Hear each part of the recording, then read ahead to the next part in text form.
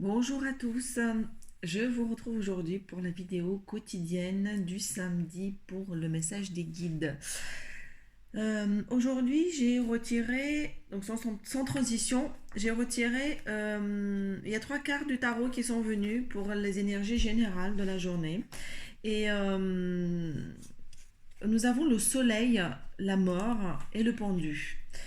Euh, Ce que le tarot ici vient nous dire, c'est qu'il y a une mise en lumière, il y a quelque chose qui brille très fort, il va y avoir une révélation pour laquelle une, une transformation en profondeur va venir s'opérer. C'est-à-dire qu'on va venir mettre la vie ou les événements, il y a une situation qui va se présenter à pour mettre en lumière un état de déséquilibre qui ne fonctionne plus. On nous demande ici, avec cette révélation, parce que ça peut être aussi une révélation, mais le soleil c'est quelque chose qui brille, qui vient de l'intérieur, qui vient révéler une nouvelle situation, qui vient mettre fin et enfin transformer en profondeur, c'est-à-dire rompre pour toujours un état de déséquilibre ou un état où on se sentait la tête à l'envers, où nous n'étions pas forcément alignés, quelque chose où on faisait un peu l'équilibriste, où on n'était pas trop sûr de soi et et on restait attaché par un pied. Ici, c'est terminé. Il y a une révélation, la mise de fin à une situation qui ne pouvait plus continuer dans ce déséquilibre pour retrouver un meilleur équilibre, puisqu'avec le soleil, on retrouve ce balancement, cette contrebalance qui vient parfaire un peu la situation et rééquilibrer les énergies. Donc, laissez libre cours et soyez très attentifs à ce qui va venir se présenter à vous, qui va venir vous bousculer peut-être, mais qui va venir définitivement terminer quelque chose qui était de l'ordre du suspendu, qui suspendait comme ça dans l'air. Voilà pour les énergies générales de la journée. Et nous allons enchaîner avec le tarot, l'oracle de la triade pour voir les messages des guides maintenant. Nous avons le silence, le désert et l'eau. Ici, on nous dit clairement que pour traverser cette période qui est euh, vide, qui est comme une traversée du désert, où peut-être qu'il ne se passe pas grand-chose, nous avons l'impression que euh, il n'y a pas beaucoup d'action, il y a le silence, on attend peut-être des réponses ou on attend peut-être des sons. Et ici, je vois la notion euh, peut-être de manque de son. C'est calme, c'est vide, c'est... Eh bien, pour traverser cette période de silence, on nous demande de regarder dans ses émotions, d'équilibrer ses émotions et à chaque fois, peut-être de maintenir cet équilibre, encore une fois, un équilibre de ses émotions. Ne pas le maîtriser, ce n'est pas ce que je suis en train de dire ici, mais peut-être de garder cette espèce d'équilibre sans que ça déborde forcément, puisque c'est un, c'est un, c'est un fonctionnement qui vient aussi en réponse au contexte et à l'extérieur, à l'environnement. Donc, regarder dans ses émotions et de le maintenir en équilibre, voilà,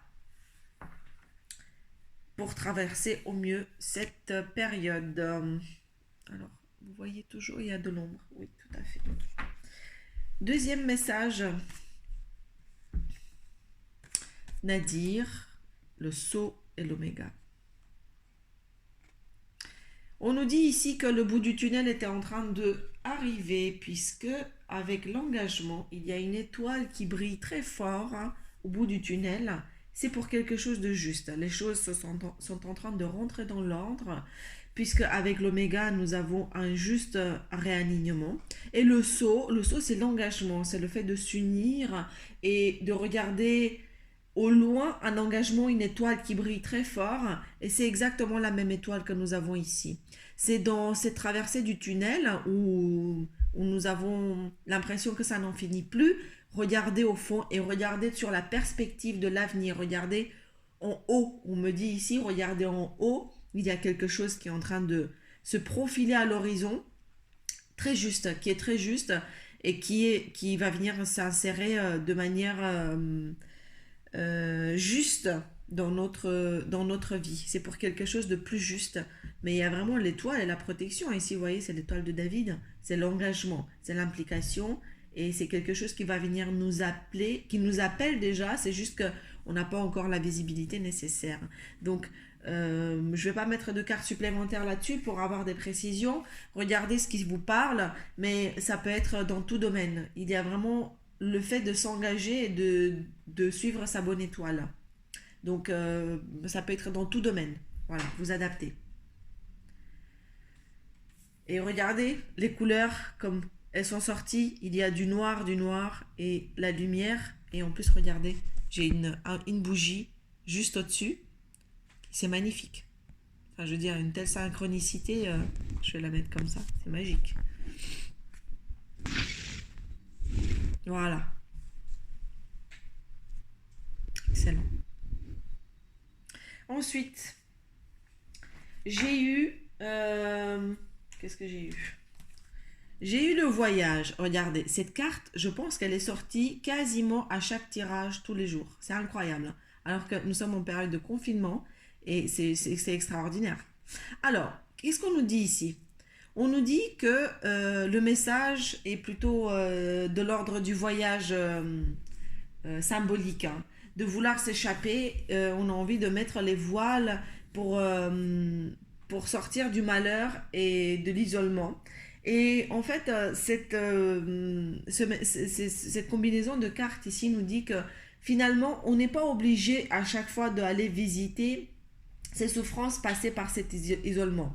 C'est-à-dire qu'on a le choix de créer finalement cette espèce de mouvement et on n'est pas obligé de rester enfermé dans les peurs passées, les souffrances passées à travers cet isolement. C'est peut-être un isolement, mais peut-être l'utiliser comme une espèce de mise à nu et non pas de revisite sans cesse de ce qui nous a blessés. On n'est pas obligé de faire ça. C'est-à-dire qu'on peut choisir, ici avec la carte du voyage, ici elle est vraiment symbolique, mais je pense qu'elle est clairement dans les énergies générales et c'est pas étonnant hein, du fait que tout le monde ait envie de s'échapper, de vouloir bouger, se mouvoir. Donc c'est pas anodin. Mais ici, concrètement, on nous dit, cet isolement, on n'est pas obligé à travers cet isolement de revisiter sans cesse les choses qui nous ont fait souffrir et de revenir sur le passé. Vous pouvez regarder vers l'avenir et de mettre les voiles sur quelque chose qui vous fait plaisir ou qui vous fait envie. Donc ici, c'est une question de choix et de décision. Voilà. Regardez, d'aller de l'avant et regardez toujours sur l'angle de pas forcément ce qui a été, mais ce qui pourrait être. Comment je pourrais mettre de la construction, comment je pourrais employer justement toutes ces... Quand à chaque fois qu'une idée négative arrive ou qu'une idée du passé ou quelque chose qui est un peu... qui n'est pas créateur, ce que j'appelle quelque chose qui a déjà été vécu et ressassé, c'est plus vraiment dans la création, dans la créativité, dans la fécondité. Donc, regardez plutôt quelque chose, une perspective plutôt future parce que c'est celle qui ouvre des solutions et des voies nouvelles à laquelle voilà, le passé c'est passé, on l'a vécu, voilà, c'est révolu quoi. Ensuite, j'ai la protection de l'âme et l'adversaire. Ça va un petit peu dans la même veine, puisque ici, on nous parle de protection de son âme, c'est-à-dire de son essence divine, de ce qui a réellement envie, ce qui ne peut pas s'incarner, ce qui a envie de s'incarner, mais qui est très empêché par ces idées très négatives. C'est-à-dire qu'ici, on nous parle du mental. Quand je vois l'adversaire ici, moi, ce qui me vient, c'est pas forcément les autres, mais c'est plutôt son propre mental, ses propres limites qui viennent mettre des barrières à son essence divine. C'est-à-dire que les guides nous disent pourtant, t'inquiète pas à ce mental, peut-être qu'il est en train de fonctionner sans cesse, un peu en boucle, faire un peu le vélo mental hein, qu'on appelle, mais son essence divine, ce qu'on est réellement, est toujours protégé. Les guides nous disent, et regardez encore une fois, c'est dingue, la lumière au-dessus de l'âme. C'est-à-dire que ici, on a encore une fois cette synchronicité pour nous dire, mais les guides sont là, quoi. Enfin, je pense que là, il y a aucun doute. C'est un très joli message, merci, hein. Waouh. Donc, ne vous inquiétez pas pour ce schéma mental sans cesse qui vient, le singe mental. On nous dit que là, il y a la protection de l'âme qui est là d'une manière beaucoup plus globale qu'on ne le pense. Voilà, alors, j'ai les doutes sur le pardon, la paix et la bénédiction. Alors, ici, je pense que c'est un message très spécifique. Je ne sais pas si ça parlera à tout le monde. Regardez ce qui résonne en vous. Si ça vous fait tilt, c'est que c'est pour vous. Sinon, laissez de côté. Alors, il y a des doutes sur un pardon.